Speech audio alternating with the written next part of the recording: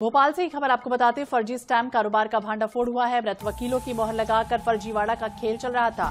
30 सालों से इसी तरह से फर्जी तरीके से काम चल रहा था। स्टैम्प वेंडर और वकील गिरोह में शामिल है। उपयोग किए गए स्टैम्प के प्रिंट मिटाकर उन्हें दोबारा वेंडर को बेचा करता था ये ठग, और वेंडर वकीलों की मदद से नोटरी में धड़ल्ले से दोबारा इसका उपयोग किया जा रहा था।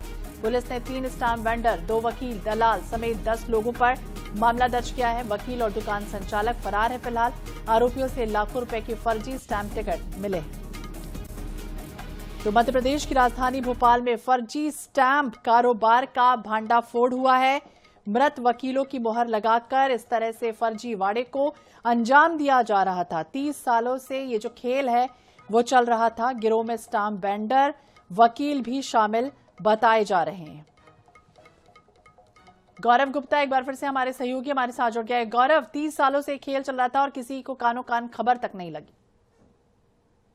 देखिए, बिल्कुल ये एक बहुत बड़ा खुलासा भोपाल में हुआ है, जहां पे फर्जी स्कैम के माध्यम से एक तरफ सरकार के राजस्व को नुकसान पहुंचाया जा रहा था, तो वहीं ये जो आरोपी हैं ये अपना गोरख धंधा चला रहे थे। बताना चाहूंगा, इस पूरे मामले में जो लोग गिरफ्तार हुए हैं उसमें कुछ स्टैम्प वेंडर्स भी हैं, कुछ वकील हैं और कुछ दुकान संचालक भी हैं। हालांकि जो मुख्य आरोपी है, जो मुख्य दुकान संचालक, वो अभी फरार बताया जा रहा है, उसका एक साथी फरार बताया जा रहा है, और जिसको लेकर पुलिस का कहना है कि जल्द ही उन्हें भी गिरफ्तार कर लिया जाएगा। बताना चाहूंगा कि ये जो फर्जी स्टैम्प का कारोबार है पिछले 30 साल से चल रहा था, और कहीं ना कहीं पिछले 30 सालों में करोड़ों रुपए का जो राजस्व का जो नुकसान है वो इस दौरान सरकार को होने की उम्मीद अभी बताई जा रही है। बताना चाहूंगा कि किस तरीके से ये लोग ये पूरा गोरख धंधा चला रहे थे। जो स्टैंप यूज हो जाया करते थे, जिन नोटरी पर स्टैंप जो पेपर लगते हैं, स्टैंप के टिकट जो लगते हैं, उनको ये लोग केमिकल से साफ करते थे और उसको फिर से दूसरी जगह पर उसको इस्तेमाल कर लिया करते थे। स्टैंप की जो ड्यूटी होती है, स्टैंप का जो एक पैसा होता है जो किसी भी दुकानदार को मिलता है, उस स्टैंप में स्टैंप की जो ड्यूटी है वो सरकार को जमा होती है और उसका कुछ प्रतिशत